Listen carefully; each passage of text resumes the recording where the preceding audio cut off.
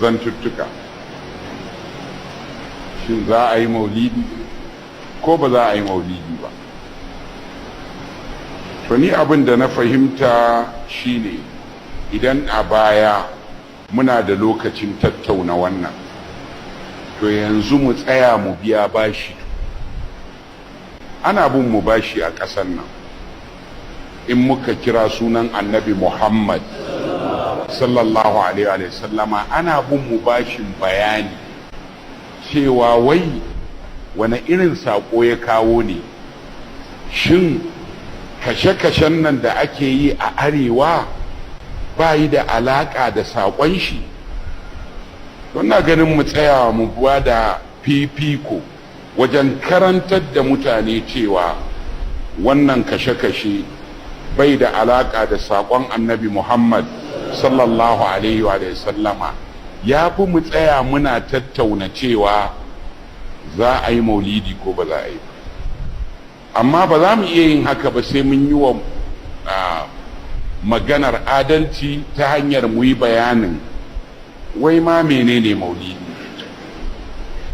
Sannan kuma idan mun fahimci menene maulidi, sai kuma mu tambayi yaushe aka fara yin maulidi.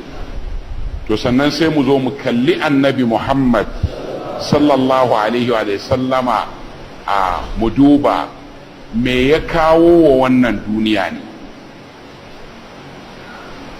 In mun ce maulidi masdar ne mimi na wulida, an haifa ko walada ya haifa, kenan lokaci ko gurin haihuwa. Tunawa da lokaci ko tunawa da gurin da aka haifi wani mutum shine ake kira maulidi da larabci.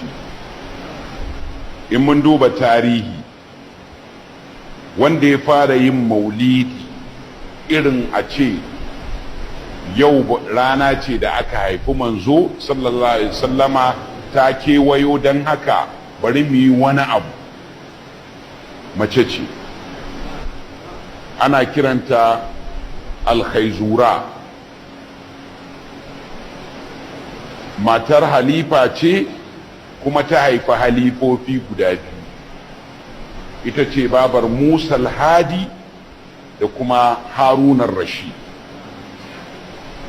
A lokacin da ɗanta ya mutu Musa al-Hadi, sai ta kirdadi lokacin